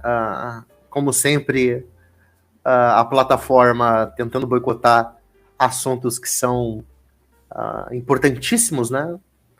Mas o pessoal está chegando aí, já estamos com mais de 70 pessoas no chat, para glória do Criador. Tá certo. E aí eu questiono, quantas provas da veracidade histórica da Bíblia Sagrada é necessário para que os homens admitam que a Bíblia realmente é diferente? Quantas provas? Quantas? Né?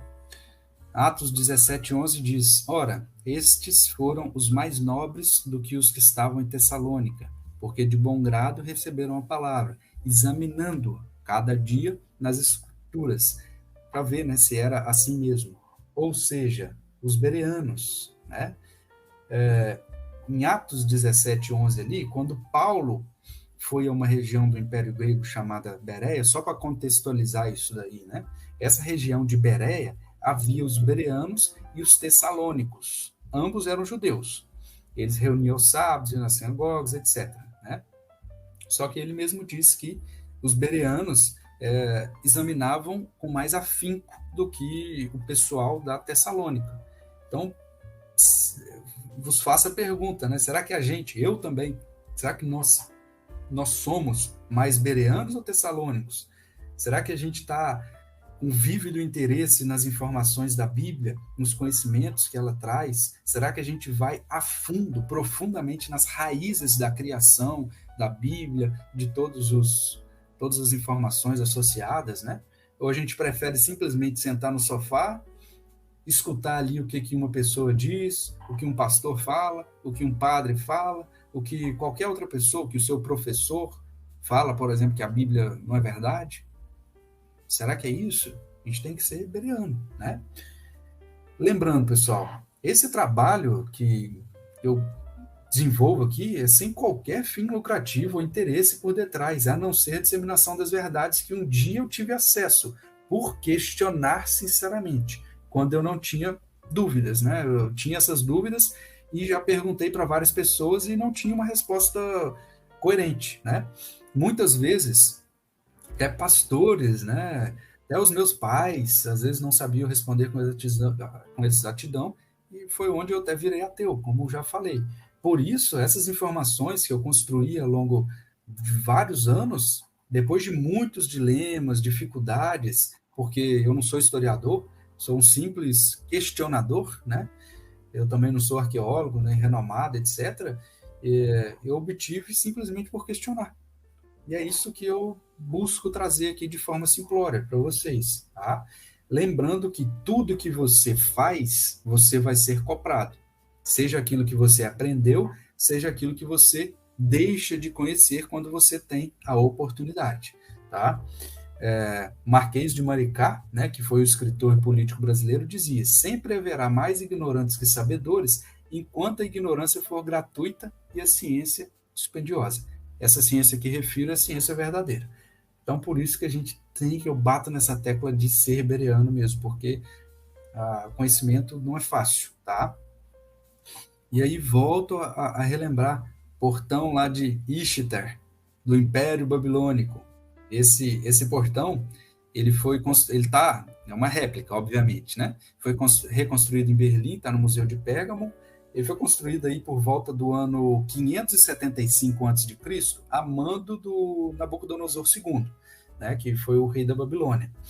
E ele tornou a principal entrada da cidade. Foi dedicada, atribui-se, né, a deusa Acádia Ishtar como sinônimo aí de fertilidade.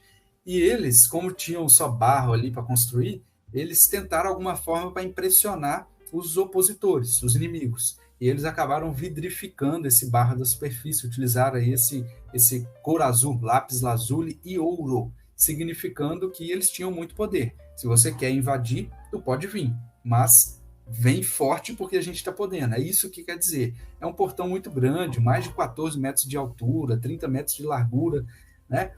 E a gente vê algumas inscrições de animais. E uma das figuras marcantes desse Império Babilônico é o leão. E aí tu diz, mas por que eu estou falando isso? Porque esse leão alado também é descrito na Bíblia e tem total correlação. Em Daniel 2:7 fala claramente, a Bíblia novamente ela está à frente de seu tempo, já falando e explicando de forma clara que o leão significaria o Império Babilônico. Isso está lá, basta ler, né? Então, isso não foi à toa, né? Talvez ela falou isso porque naquela época o povo tinha esse conhecimento. Mas se você lê e não vai aprofundando a Bíblia, por que está o leão? Por que é isso? Por que é essa estátua de Daniel? Você acha que a Bíblia é um livro que não tem sentido?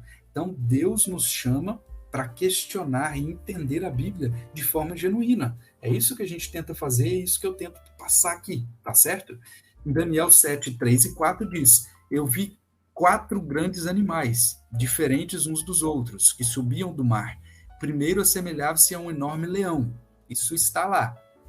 E o que significa isso daí? Em Daniel 7,17 nos dá essa explicação. Eis que os 4 grandes animais representam 4 reinos que se levantarão contra a terra. E um deles é o Império Babilônico, né? E é impressionante como que a Bíblia não erra. Império Babilônico, Império Medo-Persa, Império Grego e o Romano foram os 4 grandes animais, que foram os 4 grandes reinos que levantariam. Isso foi profetizado pelo profeta há cerca de 600 anos antes de Cristo. Então, assim, se a gente junta todas essas provas, a gente vê quão maravilhoso é a Bíblia, sabe? Poderia falar também de vários outros achados. Essa daí é a famosa Estela de Meshach, que eu já falei anteriormente, só estou fazendo um breve resumo, né? Essa rocha aí de basalto com uma inscrição moabita registrava a revolta do rei moabita Mexa, né, contra o reino de Israel, que é a dinastia de Onritas. E era na época ali do rei Acabe, né? Mais ou menos. E essa estela teria sido feita ali por volta do ano 840 a.C. E foi encontrada recentemente assim, né? Modo de dizer, em 1868, pelo alemão Frederick Augustus Klein, na antiga capital de Moab, e está lá no Museu de Louvre, hoje em Paris. Por que estou falando isso? Porque ela corrobora mais uma vez os relatos bíblicos. Antes de encontrá-la, essa história da Bíblia simplesmente não era considerada como real, né? Essa história desse problema que o povo israelita teve com o rei Moab. E aí os historiadores não acreditavam, né, nisso. E nessa estela de Meshach tem um contexto muito parecido em 2 Reis 3, 4, 5. Se for para falar a tradução, né, seria o seguinte: o que está nessa estela: eu sou Meshach, rei de Moabe, o de Bonita. Eu fiz este altar em Quemós, porque ele fez-me triunfar sobre todos os inimigos. Onri era o rei de Israel, e ele oprimiu Moabe por muitos dias. Daí, né, de lá tomei os vasos de Yavé, e eu os arrastei diante de Quemós. Em 2 Reis 3, 4, 5 diz o seguinte: então Meshach, rei dos Moabitas, era contratador de gado e pagava ao rei Israel 100.000 cordeiros e 100.000 carneiros com sua lã. Sucedeu, porém, que morrendo Acabe, se revoltou contra os reis moabitas, contra o rei de Israel, que é justamente esse inteirinho aí. Ou seja, a Bíblia somente é corroborada a cada dia que passa, entendeu? São vários achados, vários achados. Como é que está o chat, irmão? Tudo ok. A live vai ficar gravada, tá, pessoal? Todas ficam. Ok? Obrigado pela presença de todos. É isso aí. Pode continuar, irmão. São achados e achados que a gente vai tendo aí que a Bíblia somente é corroborada, né? Tem um outro achado muito interessante que fala a respeito do rei Belsazar, né? A história tradicional, por exemplo, não acreditava que Nabucodonosor tinha sido o último rei do Império Babilônico. Mas a Bíblia falava que era Belsazar, não Nabucodonosor. E aí, somente após encontrar essa tábua cuneiforme aí, em 1924, que fala desse corregente Belsazar, que eles acreditaram na Bíblia. Ou seja, a Bíblia está acima da própria história tradicional, né? Os achados da Arca de Noé, que a gente falou na semana passada, essas incríveis imagens, são, assim, achados inquestionáveis a respeito dessa veracidade. São coisas realmente incríveis, né? Poderia falar de vários outros, né? Um povo muito interessante que era os hititas, que também somente a Bíblia conhecia e falava que existia, somente veio à tona e a história tradicional começou a acreditar depois que acharam essas evidências, né? O arqueólogo alemão Hugo Winkler encontrou mais de 10.000 tábuas escritas pelos hititas, que era um povo que a Bíblia já falava que existia. Mas por não ter essas provas, a história não acreditava. E pelo contrário, desacreditava da própria Bíblia. Vê que isso não faz o menor sentido? É aí que a gente vê como que esse mundo é, assim, completamente injusto mesmo, né? Isso não é a verdadeira ciência, não faz sentido isso. Isso daí é a antiga fortificação da cidade dos hititas, né? Portão aí de Leões em Atusa, que a gente vê. Isso daí não sou eu que estou inventando isso. Isso daí está na história, tá certo? Poderia citar também o filósofo polonês Zygmunt Bauman, que diz o seguinte, ó, questionar as premissas supostamente inquestionáveis do nosso modo de vida é provavelmente o serviço mais urgente que devemos prestar aos nossos companheiros humanos e a nós mesmos. Faz parte da nossa evolução como pessoa, né? Não a evolução de Darwin. Tem outros milhares de achados. A pedra de Pôncio Pilatos, né? A Bíblia falava de Pôncio Pilatos e a história tradicional simplesmente não acreditava nele. Por quê? Porque não tinha provas. E aí, somente depois de encontrar essa pedra, né? Recentemente, em 1961, os arqueólogos, né, liderados ali pelo Dr. Antônio Frova, que descobriram ali na cidade de Cesareia Marítima. E após encontrar essa pedra que eles começaram, peraí, parece que a Bíblia tinha razão, parece que realmente a história faz sentido, porque Pilatos existiu, de fato, né? Nem história tradicional conhecia isso. Daqui é um outro anel que era de Pilatos, como eu já falei anteriormente, né? Então, assim, meu amigo, são provas inquestionáveis, inquestionáveis. Augusto Comte dizia, não se conhece completamente uma ciência enquanto você não souber, de fato, né, a história. Por isso que é importante a gente ir a fundo. Esse filósofo francês deixa uma mensagem aí para a gente pensar. Poderia falar também da veracidade dos textos sagrados. Tem vários códex, vários códices que provam a veracidade dos relatos bíblicos, né? Tem vários códices amiatinos, né? Que seria um manuscrito da antiga Bíblia Vulgata, que a gente falou nos outros encontros. Códex de Alepo, que é muito importante também. Ele é um manuscrito da Bíblia hebraica, datado de 930 depois de Cristo, tá? Inclui boa parte da Torá, códices alexandrinos, tem vários. Beratinos, são muitos manuscritos. Mas talvez o mais importante é o manuscrito do Mar Morto, que está nesse museu que a gente vê nessa figura aí, né? O Museu de Israel, que possui inúmeras provas que a Bíblia realmente não mudou há mais de 2.000 anos, porque é como se fosse a Bíblia em manuscritos, né? Vários livros estão aí, e é provavelmente o maior achado. Tá? Então, assim, são provas que, se a gente for pesquisar e colocar aqui, eu ficaria até semana que vem. Então, cabe a gente ir pesquisando isso daí, tá? Tudo isso somente comprova de forma inerrante a veracidade histórica da Bíblia Sagrada, né? Esse lugar que o senhor está mostrando aí é aquele museu de Israel que tem a forma de um jarro. Muito bom, Ale. O irmão Ale tá afinco. É exatamente. Nossa, um dia eu vou conhecer esse local aí. Na verdade, o meu sonho de viagem é conhecer a Terra Santa, né? Onde nasceu meu Salvador. Nossa, vai ser o dia mais feliz da minha vida. Pois é.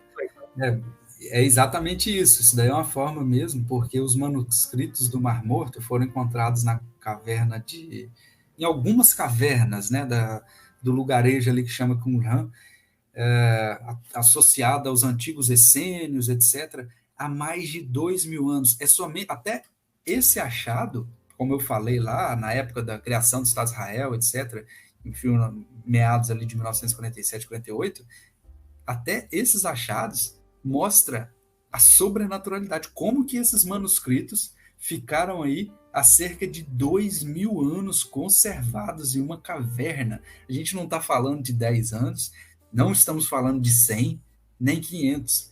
São cerca de 2.000 anos. A impressão que eu tenho, irmão Ale, é o seguinte: quanto mais eles tentam negligenciar, desacreditar da Bíblia, falar que ela é falsa, que ela é uma falácia, parece que vem mais provas e que Deus reserva tudo no momento certo, né? Se, por exemplo, acredito que em algum momento, né, na hora certa, talvez venha à tona a verdade da Arca da Aliança, né? Mas aí eles inventam 1 milhão de outras coisas, que não é verdade, que é isso, aquilo, enfim. Mas tudo isso daí, né, tá dentro desse contexto. Quanto mais eles tentam falar que não tem prova, que não tem isso, que não existe, é ver manuscrito aí, Mar Morto, que é o mais importante que a gente encontrou depois de 2.000 anos. Então, assim, a história simplesmente se cala, né? A gente, nas grandes universidades, não consideram isso como verdade absoluta, infelizmente, né? Poderia falar de várias outras coisas, né? Falei do Mar Vermelho, o Vale, né, a Praia de Nueba, todas essas provas, né? A Praia de Nueba, nessa foto, dá para a gente ver aqui os penhascos aqui do lado, o povo passou por aqui, atravessou, né? São fotos bem bacanas. O Vale de Elim, que está toda nessa região aqui, ó, da Arábia, justificando essa travessia, tá? Por aqui está o Vale de Elim, Monte Sinai, todas essas regiões aqui. O que, mais uma vez, somente refuta, retifica que esse Monte Sinai da Península do Sinai é falso, completamente falso. Porque aqui não tem Monte de Elim, não tem bezerro, não tem o altar do bezerro de ouro, não tem nada disso, tá?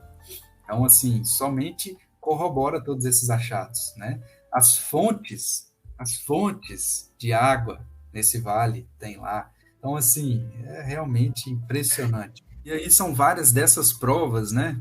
Todos esses achados, a grande pedra aí que jorrou água, né? A gente falou do Monte Sinai, de toda essa travessia, tudo isso daí de forma muito interessante, né?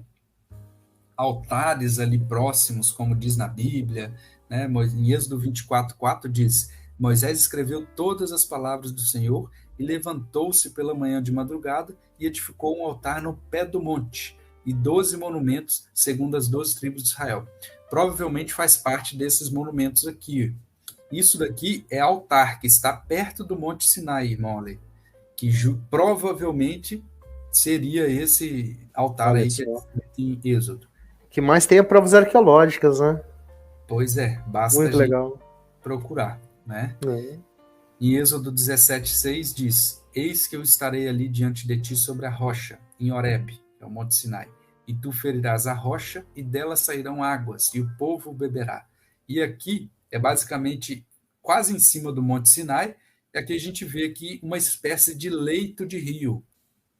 Olha só, é bem provável que possa ser um antigo rio, né, ou riacho, aí, conforme a Bíblia diz. Então, assim, são coisas que tá aí, para quem quer ver, tá certo? Deuteronômio 18, 21 e 22 diz: Mas talvez vocês se perguntem, como saberemos se uma mensagem não vem do Senhor? Se o que o profeta proclamar em nome do Senhor não acontecer nem cumprir, essa mensagem não vem do Senhor. Aquele profeta falou com presunção. Não tenham medo dele. Então, assim, se a Bíblia falou e cumpriu e está aí, acabou. É a verdade e é isso, tá certo? Lembrando, em Êxodo 24:4 também fala: Moisés disse ao Senhor: o povo não pode subir ao Monte Sinai, pois tu mesmo nos avisaste, estabeleça um limite em torno do monte e declare santo. E aí, próximo ali, encontraram essas inscrições provavelmente hebraicas, indicando um formato de pé, né? Que pode ser associado ao local ser santo, né? Isso ao redor, perto, né? Próximo ao Monte Sinai verdadeiro que eu mostrei, da Arábia Saudita, né? Então são provas que, assim, olha só, são provas e achados que infelizmente não vêm à tona, mas eu tento trazer a vocês, né? Aqui, ó, Javé, uma inscrição nessa pedra, nos intermeios lá, talvez a primeira menorá, já se tem notícia nessa região também, o irmão Ale. Então, assim, Nossa, impressionante isso. são achados que, assim, tem mais de metro, tá? Como que eles faziam esse desenho? Eles raspavam a pedra, né? Ou não? Ou era uma... Eu acho que eles raspavam, né, a pedra até ficar marca, né? Acredito que sim. Acredito que sim. Pode ser que eles talvez esquentassem também algum material, mas, assim, não sei te precisar isso daí, não. Incrível, né? Não, para ficar tanto tempo assim, né? Pois é, a gente está lembrando, isso daqui está perto do Monte Sinai e a gente está falando de 3.600 anos, entendeu? Nenhum outro Monte Sinai tem tamanhas provas, né? Então, assim, se isso tudo que a gente viu não prova a veracidade da história da Bíblia e a gente não sabe Monte Sinai e outras coisas, eu não sei mais o que pode ser verdade, tá? Então, assim, pessoal, para a gente finalizar, o próprio método científico observa método, formula hipótese, a gente busca realizar algum experimento, fazer testes, meter a crivo para a gente aceitar ou rejeitar as hipóteses, né? A gente propõe. Qual seria a proposta, a hipótese? A Bíblia é um livro sobrenatural? Será que é historicamente creditável, confiável, ou ela é uma lenda? Então a gente vai investigar, vamos ver as provas, vamos submeter a experimentos, a testes. E todos os testes, todas as provas que a gente busca, a gente somente acha prova sobre prova e nenhuma para refutar. Somente provas de que a Bíblia é um livro que está acima de todos os outros, né? E claro, associado à racionalidade humana e o bom senso, né?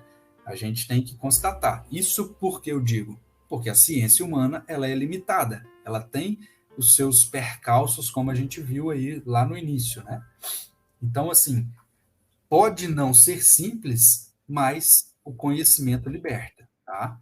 E o simples fato da Bíblia narrar todos esses fatos históricos verídicos, história aí de Moabitas, antes da própria história tradicional conhecê-la, né? Seja os hititas, seja os Pilatos, enfim, indica que esse livro realmente ele é não somente histórico, mas ele está até acima da história tradicional, porque nem a história tradicional conhecia tais informações.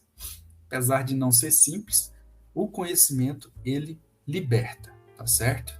Então, o que a gente aprendeu com isso daí? A Bíblia contém verdades testificáveis e verificáveis? Sim, a gente viu isso. A Bíblia conhece o futuro, não mente, e a gente testifica, a gente vê todo dia profecias, verdades dela, desde milênios, há mais de 3.000 anos, quase 4.000 anos atrás, a gente vê isso também, a gente está vendo provas ainda descobertas hoje, né? Então a gente conclui de forma racional que ela é um livro sobrenatural, certo? Eu encerro aqui falando a respeito do escritor brasileiro Mário Quintana, que dizia: os verdadeiros analfabetos são os que aprenderam a ler e não leem. E obrigado a todos, e finalizo com essa parte de 2 Timóteo 3,16. Toda a escritura é divinamente inspirada e proveitosa para ensinar, redarguir, corrigir e instruir em justiça. É isso aí, pessoal. Nossa, que estudo incrível, irmão Lee. Nossa, parabéns, toda honra e glória ao Criador. né, que o Criador continue te usando para trazer esses estudos maravilhosos aí para todos nós, né? Eu amo estudos bíblicos, né? E é isso que muda a vida das pessoas, né? Aproximar as pessoas do Criador, né? Isso muda completamente a vida de qualquer pessoa, né? Então, você entender melhor, né, o assunto bíblico, isso faz toda a diferença, né? Então, muito obrigado por trazer esse material aqui para o nosso canal, ok? E que o Criador sempre abençoe aí, em nome de Jesus. Obrigado, irmão Lee. Meus amigos, vou pedir novamente, você que chegou agora, e se inscreva agora mesmo no canal do irmão Lee, ok? Vamos estar fazendo também o canal do irmão Lee crescer. Mais uma ferramenta, né, para a divulgação da palavra. Ok. Irmão Lee, novamente, muito obrigado. Vou retornar a palavra para ti, para os seus adendos finais, né? Se despedir dessa galera top. E quarta-feira que vem temos... o senhor quer dar um spoiler? Qual será o assunto? Ou o senhor prefere deixar de surpresa? Então, é provável que na próxima eu não vou conseguir, mas Ok. nas próximas a gente vai marcar. A gente vai falar sobre alguns temas importantes, né? Falando sobre teorias como do evolucionismo e do Big Bang, para a gente saber se realmente temos prova até pela própria ciência, o que a Bíblia diz sobre isso, se é verdade ou não. A gente já teve aí alguns argumentos, algumas coisas assim, mas a gente vai explorar isso daí de forma um pouquinho mais detalhada aí, nos próximos encontros. Amém. Que legal, esse assunto é muito bacana. Tem muita gente ainda que acredita que evoluiu de um animal, né? Se a evolução fosse um fato, né? Eu sempre gosto dessa frase, né? Se a evolução fosse um fato, as baleias já teriam evoluído para respirar embaixo da água, né? Elas têm que subir para respirar. Então é só notar a natureza. A natureza grita, né, que existe um Criador. Ela fala isso para nós. É só nós observarmos, né? Sim. Pois sim. é. Tudo é extremamente complexo, né? Mas então tá. Muito obrigado, irmão Lee. Nós vamos encerrando por aqui, pessoal. Vamos encerrando com o início do Salmos 115, que diz assim: não a nós, Senhor, não a nós, mas é o teu nome a glória, por amor da tua misericórdia e da tua fidelidade. Então, pessoal, muito obrigado pela sua presença. Fiquem todos com Deus. Quero convidar você novamente a se inscrever no canal do irmão Lee. A gente vai ficando por aqui. Muito obrigado pela sua presença. Toda honra e glória somente ao Criador. Fiquem todos com Deus. Estamos juntos. E até a próxima live. Valeu!